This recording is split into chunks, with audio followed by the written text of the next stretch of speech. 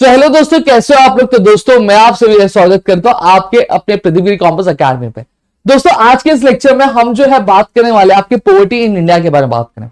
हमने last lecture में क्या देखा था? In last lecture we have studied about unemployment. हमने अनएम्प्लॉयमेंट के बारे में जो सारी चीजें थी वो हमने देखी थी। हमने देखा था कि इस तरह से जो बेरोजगारी है वो हमारे इंडिया की ग्रोथ को इफेक्ट करता है, ये चीज हमने समझी थी।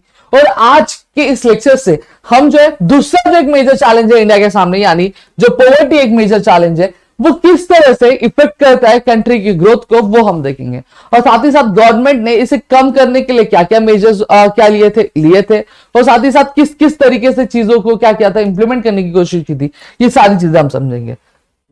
सबसे पहली चीज, अगर पॉवर्टी की अगर बात करूं तो देखो, अनएम्प्लॉयमेंट के बाद जो सबसे मेजर जो चैलेंज आता है वो आता है आपका पॉवर्टी। अब पॉवर्टी एक आपका सोशल और इकोनॉमिक चेंज क्या लाता है? सही बात है। अगर मैं बात करूं तो गरीबी एक ऐसी चीज है जो कहीं ना कहीं सोशल प्रॉब्लम तो है, लेकिन इकोनॉमिकल प्रॉब्लम तो भी है। अगर कैसे कैसे अगर बात करूं, अगर एक बंदा इकोनॉमिकली क्या कर पा रहा है, अपने जो बेसिक नीड्स यानी रोटी, कपड़ा, मकान, ये बेसिक एमिनिटीज जो है वो फैसिलिट नहीं कर पा रहा है या फिर उसको अक्वायर नहीं कर पा रहा, तो कहीं ना कहीं सोशली भी वो क्या होता है, एक्सक्लूड होने लगता है, जिसे हम सोशल एक्सक्लूजन बोलते हैं। क्या बोलते हैं? सोशल एक्सक्लूजन बोलते हैं। अब सोशल एक्सक्लूजन होता क्या? सोशल एक्सक्लूजन मतलब सोसाइटी में जो पर्टिकुलर फैसिलिटीज है, जब उनसे क्या किसी भी बंदे को या फिर किसी भी इंडिविजुअल को क्या निकाला जाता है या फिर उससे दूर रखा जाता है, तो उसे हम लोग क्या बोलते हैं? सोशल एक्सक्लूजन बोलते हैं। क्लियर हो गया? अब सही बात है, अब जब आपके पास पैसे नहीं है, आप इतने वो बोलते हैं ना, इतने एबल नहीं हो कि आप अपनी डेली जो रिक्वायरमेंट्स है या फिर बेसिक एम्यूनिटीज है उसको क्या कर पाओ, उसे अक्वायर कर पाओ, तो बट ऑब्वियस सी बात है, जो बाकी जो लोग सोसाइटी में रहते हैं वो कहीं ना कहीं आपको एक्सक्लूड करना क्या शुरू कर देते हैं।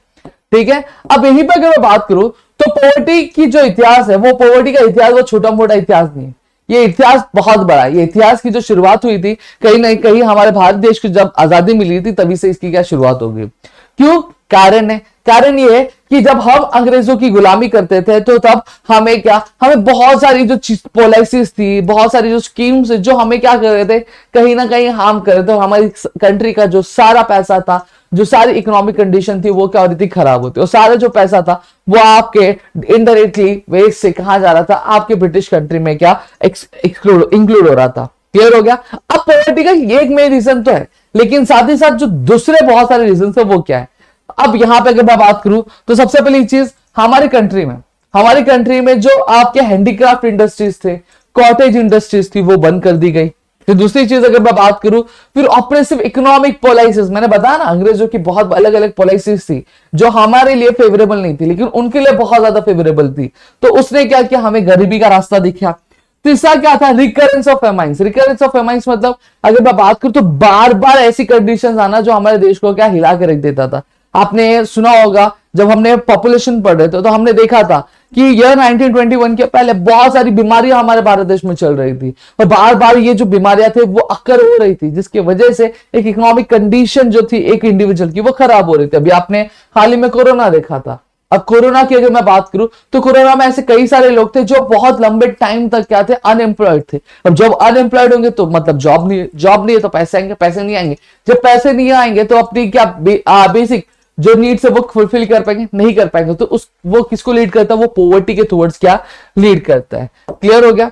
अब यहीं पे अब इंडियन गवर्नमेंट का हमेशा से एक एजेंडा रहा है, एक मोटिव रहा है कि वो पॉवर्टी को कहीं ना कहीं किसी ना किसी तरीके से क्या खत्म करे। और ये जो मोटिव है ये आज से नहीं है, इंडिपेंडेंस के टाइम से ही है। और इसी के लिए गवर्नमेंट ने बहुत सारे इकोनॉमिक रिफॉर्म्स लाया, एंटी पॉलिसीज लाई, जिससे क्या पॉवर्टी को कहीं ना कहीं एलिमिनेट किया जा सके।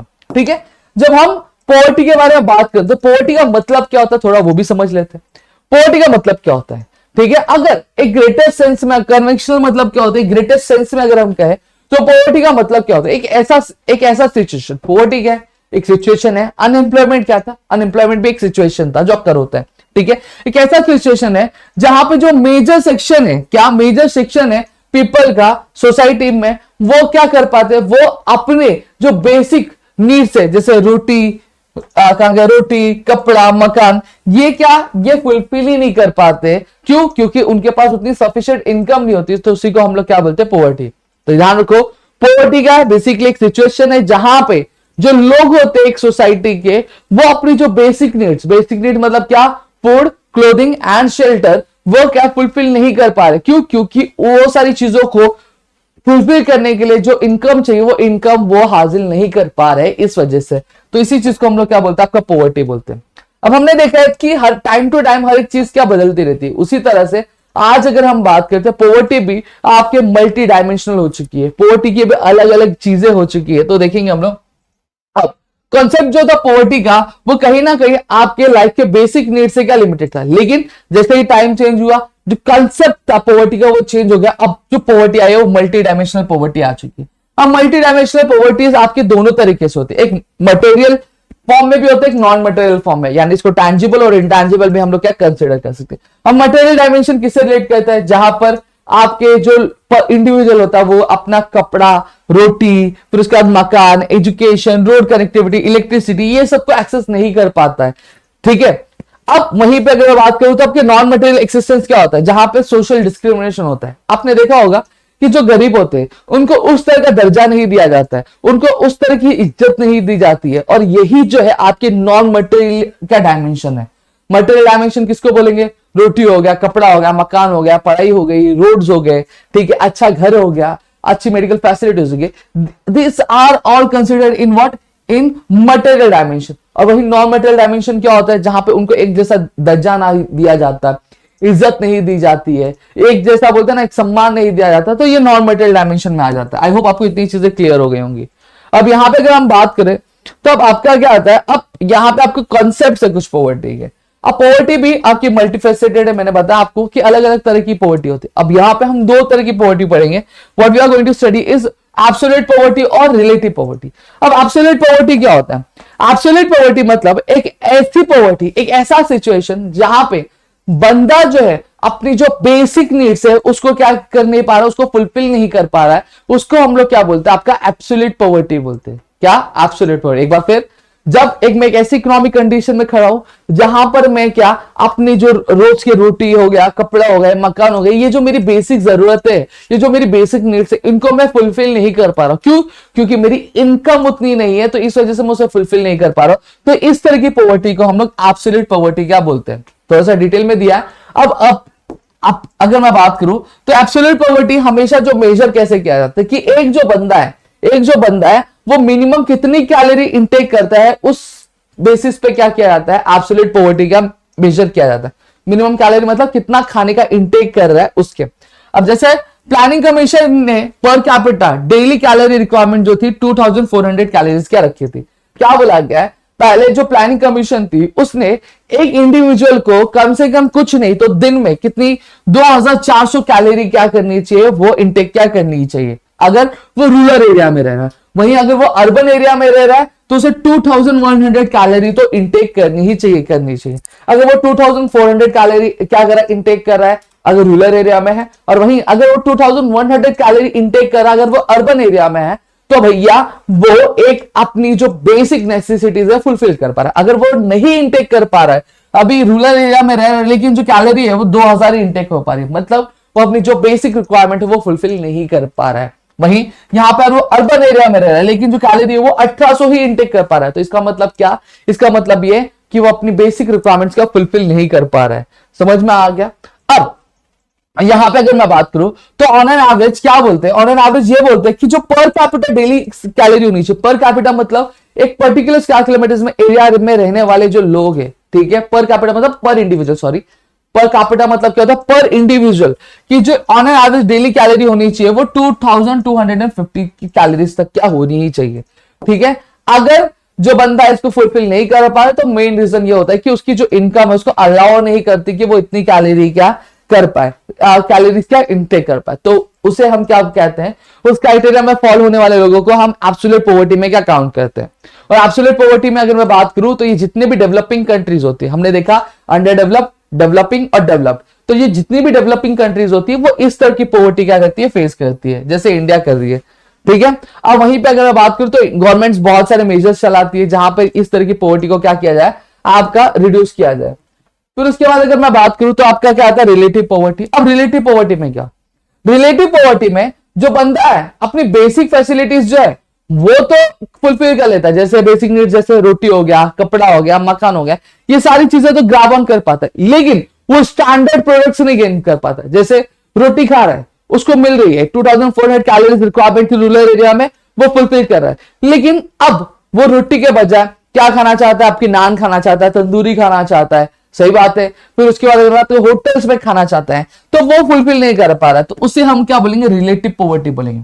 मतलब बेसिक नीड्स तो फुलफिल हो रही है, लेकिन बंदा जो है, जो स्टैंडर्ड जो चीजें होती है, यानी जो उनके स्टैंडर्ड ऑफ लिविंग को मेंटेन करके रख सके, उस तरह की चीजें गेन नहीं कर पाता, तो उसे हम लोग क्या बोलेंगे, रिलेटिव पॉवर्टी बोलेंगे। देखो यही लिखा है, it is difficult to define the concept of relative poverty, लेकिन हम लोग समझेंगे, ठीक है।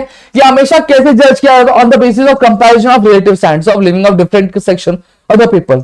अब ये हमेशा मेजर किया जाता है कि लेवल ऑफ इनकम में, लेवल ऑफ वेल्थ से, कंजम्पशन से, इकोनॉमिक इनएक्टिविटी यानी अनएम्प्लॉयमेंट, ओल्ड एज से। Such poverty is found in all the countries of the world. It is universal phenomenon. Relative poverty cannot be completely eradicated. However, it can be reduced to some extent through operative. सीधी सीधी बात है, ध्यान में रखो। Relative poverty मतलब क्या होता है, बंदा अपनी बेसिक नीड्स को फुलफिल कर पा रहा है, लेकिन जो स्टैंडर्ड प्रोडक्ट्स होते हैं, यानी अपने अच्छे प्रोडक्ट्स जो है उसे गेन नहीं कर पाता, तो उस तरह की पॉवर्टी को हम लोग रिलेटिव पॉवर्टी बोलते हैं। सही बात है, इतनी चीजें क्लियर है। अब पॉवर्टी लाइन क्या होते हैं? पॉवर्टी लाइन बेसिकली एक इमेजिनरी लाइन है, जहां पर एक ऐसी इमेजिनरी लाइन है जो आपकी डिवाइड करता है एक गरीब को और एक अमीर को, ठीक है, वो उसको क्या करता है, डिवाइड करता है। अब ये डिटरमाइन कैसे किया जाता है, on the terms of per capita house hold income expenditure, मतलब हर एक इंडिविजुअल के घरेलू जो खर्चा, हाउस होल्ड जो खर्चे होते हैं, उसके बेसिस पे इसको डिटरमाइन क्या किया जाता है, ठीक है। अब वहीं पर अगर बात करूं तो बहुत सारी कमिटीज होती है, स्टडी ग्रुप्स होती है, जो पॉवर्टी लाइन को क्या डिफाइन करती है। अब जो टास्क फोर्स है, as per the task force, eliminating poverty constituted by the Niti Aayog poverty line is defined as the threshold expenditure or the amount necessary to purchase a basket of goods and the services that are considered necessary to satisfy basic human needs at socially acceptable level। मतलब क्या बोला गया, अब task force क्या, task force on the basis of eliminating, मतलब ये जो definition दी गई है, ये किसके द्वारा दी गई है, टास्क फोर्स द्वारा दी गई है। किसके लिए? आके पॉवर्टी एलिमिनेट करने के लिए, जो किसके साथ जुड़ी, नीति आयोग के साथ जुड़ी हुई है। वो पॉवर्टी लाइन को क्या डिफाइन करती है, एक थ्रेशोल्ड है। क्या है? एक थ्रेशोल्ड एक्सपेंडिचर। इसका मतलब क्या होता है सर? इसका मतलब एक पर्टिकुलर अमाउंट जो रिक्वायर्ड रहती है, क्या एक पर्टिकुलर अमाउंट जो रिक्वायर्ड होती है एक बंदे को अपने जो बेसिक नेसेसिटीज है उसको फुलफिल करने के लिए, उसको हम थ्रेशोल्ड बोल सकते हैं, या फिर इसको ऐसा भी बोला जाता है एक्सपेंडिचर, कि एक पर्टिकुलर लाइन ऑफ अमाउंट कि आप जब उसे क्रॉस करते हो तो उसे क्रॉस करने के लिए आपको किसी कमिटी या फिर किसी सुपीरियर की क्या रिक्वायरमेंट पड़ती है, तो उसको भी हम लोग थ्रेशोल्ड एक्सपेंडिचर क्या बोलते हैं, ठीक है। एक ऐसा अमाउंट जो जरूरी है क्या आपके गुड्स एंड सर्विस को क्या ग्रैब करने के लिए, जो कि बहुत ही ज्यादा क्या जरूरी होते हैं आपके बेसिक ह्यूमन नीड्स को क्या फुलफिल करने के लिए, ठीक है। तो उसे क्या बोला जाता है, पॉवर्टी लाइन बोला जाता है। सीधी बात अगर बात करूं तो इसका मतलब क्या होता है, इसका मतलब ये होता है एक पर्टिकुलर अमाउंट ऑफ मनी जो एक रिक्वायर्ड होता है एक बंदे को, कि वो अपनी, जिससे वो अपने पर्टिकुलर जो बेसिक गुड्स और सर्विसेज होती है वो उसे खरीद सके या फिर ग्रैब कर सके। तो उसी चीज को इन्होंने क्या बोला है, पॉवर्टी लाइन क्या बोली गई है। अब पॉवर्टी लाइन हेल्प क्या करता है? सबसे पहली चीज ये डिटरमाइन करने के लिए, ये पता करने के लिए कि जितनी पॉपुलेशन रह रही है उसमें से कितनी पॉपुलेशन पॉवर्टी लाइन के ऊपर है और कितनी पॉपुलेशन पॉवर्टी लाइन के नीचे है। और जो भी पॉपुलेशन पॉवर्टी लाइन के ऊपर होती है तो उसको हम लोग बोलते हैं अबव पॉवर्टी लाइन, जिसको एपीएल से कंसीडर किया जाता है। और जितनी भी पॉपुलेशन पॉवर्टी लाइन के बीच में नीचे रहती है तो उसको हम लोग बिलो पॉवर्टी लाइन क्या बोलते हैं, ठीक है। अब साथ ही साथ हमें यह भी आइडेंटिफाई करने के लिए हेल्प करता है, ताकि हम आइडेंटिफाई कर सकते पुअर को उनके किसके बेसिस पे, हाउस होल्ड कंजम्पशन एक्सपेंडिचर के बेसिस पे। क्लियर हो गया। और साथ ही साथ हमें यह भी हेल्प करता है ताकि हम ट्रैक कर सके कि पर्टिकुलर एक टाइम में, पर्टिकुलर एक रीजन में कितनी, पर्टिकुलर एक लाइन में, रीजन में, या फिर पर्टिकुलर टाइम के एक पर्टिकुलर रीजन में कितने गरीब लोग रह रहे हैं, ठीक है, और पहले कितना था उसका नंबर क्रॉस हो रहा है कि माउंट हो रहा है। तो ये सारी चीजें भी क्या ट्रैक करने में हेल्प करता है। और साथ ही साथ to provide an estimate of the required expenditure on poverty alleviation program. अब ये पॉवर्टी लाइन साथ ही साथ हमें ये भी डिटरमाइन करने में हेल्प करता है कि भैया कि अगर पॉवर्टी को हमें खत्म करना है तो उस पॉवर्टी को खत्म करने के लिए कितने पैसे रिक्वायर्ड होंगे, वो प्रोग्राम्स जो पॉवर्टी को खत्म कर सके उसको खत्म करने के लिए कितने बोलते हैं ना पैसे रिक्वायर्ड होंगे इस प्रोग्राम को रन करने के लिए, ताकि जो पॉवर्टी है वो क्या खत्म की जा सके।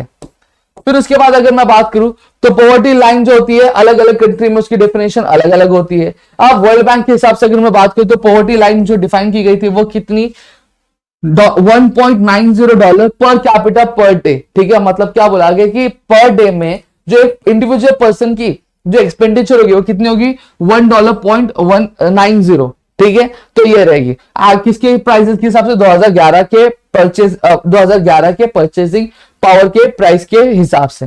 ठीक है, और वही on the basis of 21.2% of India population live below poverty line. अब इसी के बेसिस पर अगर मैं बात करूं तो पूरे भारत देश की जो पॉपुलेशन है उनमें से 21.2% जो पॉपुलेशन है वो आपके बिलो पॉवर्टी लाइन क्या रहती है, यानी गरीब है बहुत।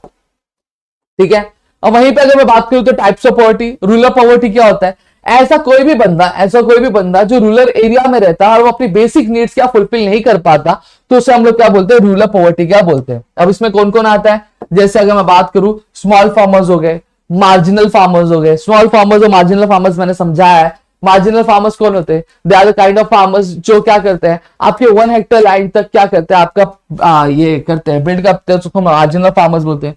वही स्मॉल फार्मर्स 2.5 तक करते हैं। फिर उसके बाद अगर मैं बात करूं तो उसमें एग्रीकल्चर लेबर्स आ गए, कॉन्ट्रैक्टर वर्कर्स आ गए, लैंडलेस लेबर्स आ गए। तो ये सभी लोग क्या आते हैं, आपके रूरल पॉवर्टी में इंक्लूड करते हैं। वही अर्बन पॉवर्टी का भी मतलब वही होता है कि ऐसा कोई भी बंदा जो अर्बन एरिया में रह रहा है और डेली बेसिस पे अपने बेसिक जो रिक्वायरमेंट्स है वो फुलफिल नहीं कर पा रहा है, तो उसको हम लोग अर्बन पॉवर्टी क्या बोलते हैं दोस्तों। ठीक है, अब इसमें कौन कौन आता है, इसमें आपके आते हैं ऐसे बंदे आते हैं जो माइग्रेशन, जो दूसरे स्टेट से अपने स्टेट में आए होंगे या फिर दूसरी जगह से किसी पर्टिकुलर अर्बन एरिया में शिफ्ट हुए होंगे, तो उनको ये प्रॉब्लम फेस करनी पड़ती है। साथ ही साथ जिन्हें घर नहीं मिल पाता है वो ये आते हैं इसके अंदर। इलिटरेसी, जो पढ़े लिखे नहीं होते हैं। साथ ही साथ इंडस्ट्रियल ग्रोथ है तो इसकी वजह से भी क्या आपका ये पॉवर्टी अराइज होता है। इंफ्रास्ट्रक्चर उतना डेवलप नहीं तो इसकी वजह से भी ये पॉवर्टी का डिराइव होता है। ठीक है, अब ये अर्बन पॉवर्टी की वजह से क्या हो गया, अर्बन पॉवर्टी की वजह से अगर मैं बात करूं तो स्लम एरियाज बहुत ज्यादा बढ़ गए, इनफॉर्मल सेक्टर्स भी बहुत ज्यादा बढ़ गए, जो कहीं ना कहीं आपके प्रॉब्लम क्रिएट करते हैं, किसमें, लॉ एंड ऑर्डर में क्या प्रॉब्लम क्रिएट करता है। आई होप आपको इतनी चीजें समझी होंगी। और यहाँ पे अगर मैं बात करूं तो ऑलमोस्ट हमने आधा चैप्टर खत्म कर दिया। कुछ बहुत बड़ी चीज नहीं थी, अगर आप थोड़ा सा ध्यान दोगे तो आपको सारी चीजें बहुत ज्यादा क्या क्लियर हो जाएगी। अगर वीडियो अच्छी लगी है प्लीज वीडियो को लाइक करिए, चैनल सब्सक्राइब नहीं किया तो चैनल सब्सक्राइब करना, अपने दोस्तों के साथ शेयर करना, ताकि ऐसे और कई सारे वीडियोस हम आपके लेकर आ सके आपके अपने प्रतिवीर कॉमर्स अकेडमी पे दोस्तों।